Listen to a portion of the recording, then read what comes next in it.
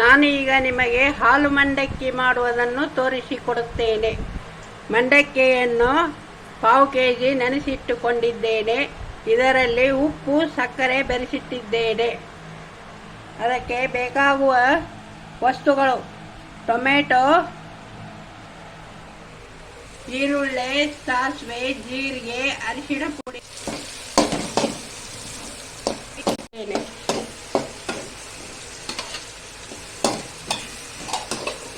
ಇದನ್ನು ಸ್ವಲ್ಪ golden colour ಬರುವವರೆಗೂ, ಟೊಮೆಟೊ ಬೇಯುವವರೆಗೂ ಕೈಯಾಡಿಸಿಕೊಳ್ಳಿ.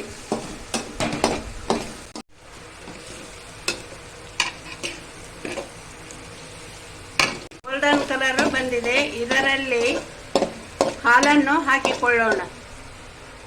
1 ಕಪ್ ಹಾಲು ಹಾಕಬೇಕು.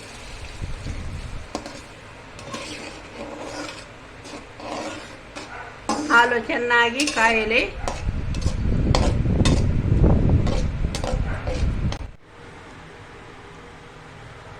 ಇವಾಗ ಹಾಲು ಕುದಿಯುತ್ತಾ ಇದೆ. ಇದರಲ್ಲಿ ಈ ಮಂಡಕ್ಕಿಯನ್ನು ನೆನೆಯಿಟ್ಟ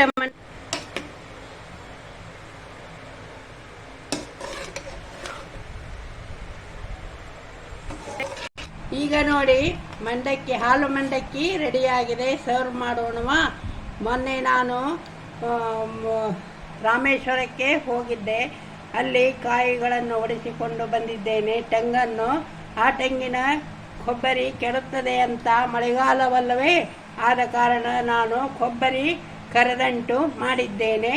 ಈಗ ಹಾಲು ಮಂಡಕ್ಕಿ ಹಾಗೂ ಸ್ವೀಟಿಗಾಗಿ ಕೊಬ್ಬರಿ ಮಂಡಕ್ಕಿಯನ್ನು ಸರ್ವ್ ಮಾಡುತ್ತೇನೆ ನೋಡಿ.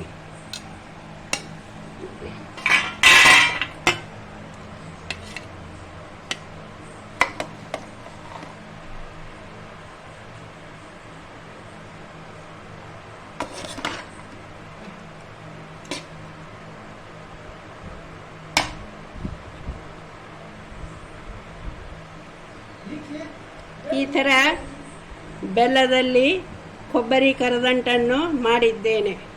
ತುಂಬ ಚೆನ್ನಾಗಿ ಕಾಣುತ್ತದೆ ಹಾಗೂ ರುಚಿಯಾಗಿಯೂ ಇರುತ್ತದೆ. ಸಕ್ಕರೆಯನ್ನು ತಿನ್ನುವುದರಿಂದ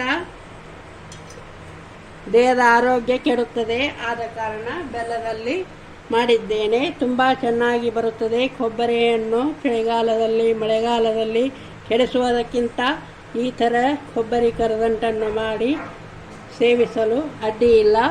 ಹಾಗೂ ಇದರ ಮೇಲೆ ಸ್ವಲ್ಪ ಸೇವನ್ನು ಹಾಕುತ್ತೇನೆ.